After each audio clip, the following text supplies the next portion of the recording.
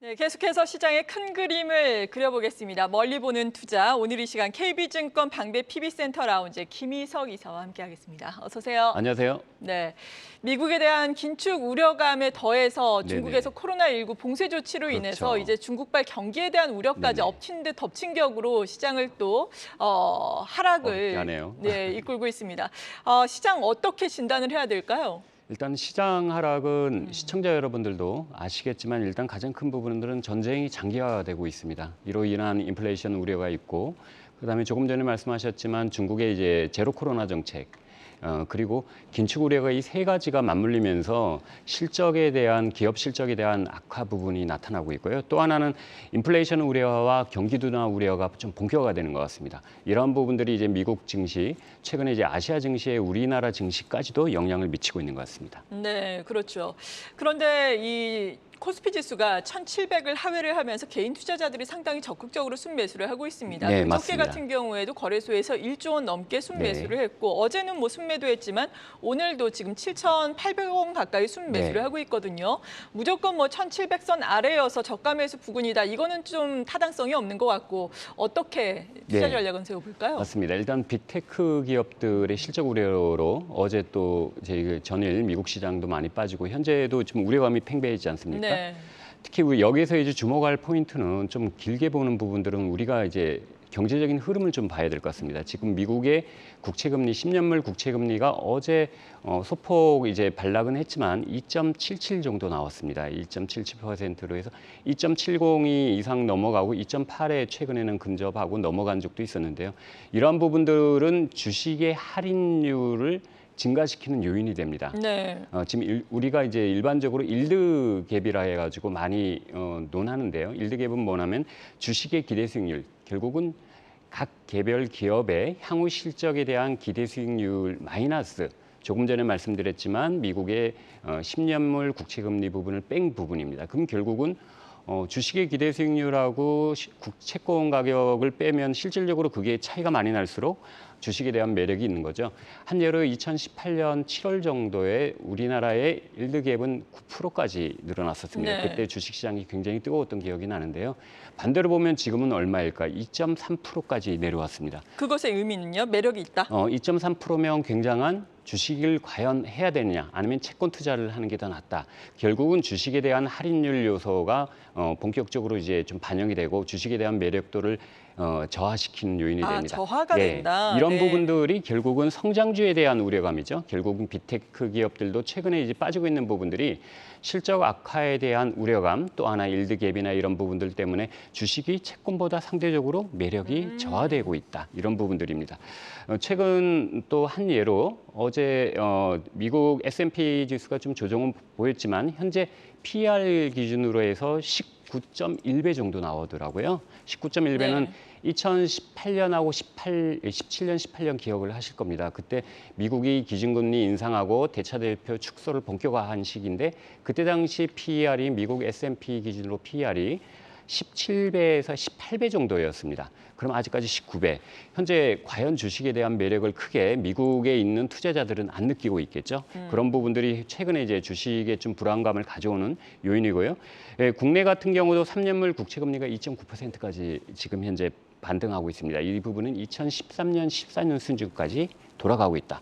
결국은 시장 전반적으로 주식에 대한 매력도가 상대적으로 조금 둔화되고 있다는 부분입니다. 네, 그렇다면 지금 말씀해 주신 것처럼 주식에 대한 할인율이 높아지는 상황에서는 네. 보통 어떤 종목을 보는 게 좋은 건가요? 예, 일단은 먼저 좀 고민을 해야 될 부분들이 네. 조금 전에 일급을 말씀드렸잖아요. 주식에 대한 기대 수익률에서 10년물 국채금리를 뺀 그 부분. 근데 지금 2.3이라고 말씀드렸는데 통상적으로 일드갭이 2.5 미만일 경우 네. S&P 기준으로 과거에 이제 데이터를 보다 보니까 일드갭이 2.5 미만일 경우는 향후 주식 투자를 했을 경우 3개월, 6개월의 주식 투자 수익률이 0.5 그리고 또는 0.6%. 네. 그럼 결국은 주식 투자해가지고 정말 매력이 수익이 안 없는데요? 나죠. 예. 6개월 동안에 그러면 결국은 주식 투자를 해야 되냐 하는 부분이 고민이 생기는데 네. 자, 이런 부분들은 결국은 지금 주식을 과연 진입을 해야 될까 참 고민스러운 부분들이 좀 나오고 있고요. 또 하나는 연준이 최근에 이제 긴축 정책을 하는 부분들과 더불어 가지고 이제 물가 상승이라는 부분들이 또 이제 비용 상승인데요. 그게 이제 금리, 유가, 물가 이런 것들이 맞물려 가지고 기업의 실적이 불투명하다는 부분이잖아요. 이런 모든 데이터, 그다음에 기업의 실적 그런 부분들로 봐서 이제 국내 쪽으로 돌아서면은 지금 현재 국내 PER 같은 경우가 최근에 이제 뭐 삼성전자, LG전자 다 계속 실적이 나오고 오늘은 SK하이닉스 부분도 언급이 됐지만 10.2배 수준입니다. 예상 12개월 PER도 9.8배에서 10.2배 수준으로서 그럼 향후 실적도 개선되는 부분들이 미미하다. 네. 그럼 결국은 참 이거 고민되는 그렇죠. 시기죠. 예, 예. 그래서 지금 이제 투자에 대한 아이디어를 오늘 조금 길게 보는 전략으로 해서 가져온 부분들은요.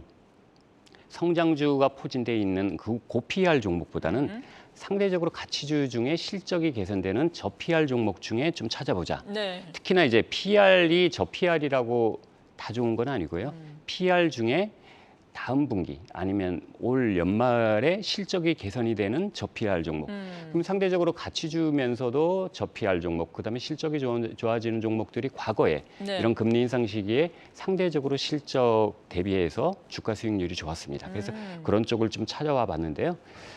조금 전에 말씀드렸지만 국내 PER 10.2배, 10배 기준으로 해서 그 한 자릿수 그러니까 10배 이하인 업종 중에 좀 실적이 두드러지는 종목들이 자동차, 그리고 은행, 지주회사 이쪽 업종들을 좀 관심 있게 볼 필요가 있습니다. 특히나 1분기 대비해서 2분기에 어닝이 증가되는 부분들을 보면요. 자동차는 PER이 9.6배에서 8.1배, 은행은 6.1배에서 5.6배, 지주회사는 8.7배에서 7.8배 수준으로 상대적으로 실적이 많이 개선됩니다. 네. 한여로 이제 성장주 같은 경우 고PER 종목이 30배인데 10% 증가해서 27배가 되는 것보다 저 PER 종목이 10배에서 10% 증가해서 9배가 되는 게 이게 금리 인상기에는 주가 수익률이 훨씬 더 좋습니다. 그래서 그런 쪽으로 세계 업종을 좀 관심 있게 보면 될 것 같습니다. 네. 그렇다면은 이러한 곳들 가운데서 특히나 유망하게 보시는 탑픽 종목들은 그래요. 어떤 게 있나요? 그렇죠. 여기 특히 이 중요하죠. 종목에서 종목을 하나씩 좀 골라봤습니다. 네. 일단 자동차 업종 중에는 PER 쪽 아까 8.1배까지 내려간다고 했는데 그 중에 이제 기아를 좀 관심 있게 볼 필요가 있고요. 최근에 네. 시장에서 이제 기관 외국인 수급도 많이 좋아졌는데 특히나 이제 강력한 수요를 바탕으로 해서 완성차의 판매 믹스까지 개선되고 있습니다. 그래서 굉장히 좀 주목을 해볼 필요가 있고요. 그다음에 은행 업종 중에서는 신한지주가 눈에 띕니다. 일단 기준금리 인상 수혜가 본격화되고 있고 그 지주회사 내에서도 특히 은행 부문들의 실적이 도드라지게 나타나고 있습니다. 마지막으로 지주회사 중에는 최근에 이제 포트폴리오 다변화에 성공하고 있죠. 집중적인 포트폴리오의 성공적인 부분들이 눈에 띄는 SK입니다. SK는 이 포트폴리오 성공으로 기업 가치 증진까지 나타나고 있습니다. 그래서 세계 기업을 좀 관심 있게 보고요. 다시 한번 멀리 보는 투자로서는 일단 금리 상승기 네. 그리고 이제 어떤 주식에 대한 매력이 상대적으로 채권보다 이제 많이 좀 둔화되는 시기에 좀 저PER 종목들 그중에 저PER 중에도 다음 분기에 실적 개선이 되는 그런 종목군들도 이렇게 압축하면 그리고 투자에 대한 이렇게 혼동기에 대한 굉장한 투자의 대안이 될 수 있을 것 같습니다. 네, 정말 오늘 좋은 시간이었던 것 같습니다. 사실 주식에 대한 투자 매력이 둔화된다 하더라도 오르는 종목은 있기 마련이거든요. 이런 종목을 찾아서 저가 매수에 나서 보자라는 의견이었습니다. 지금까지 KB증권 방배 PB센터 라운지의 김희석 이사였습니다. 고맙습니다. 감사합니다.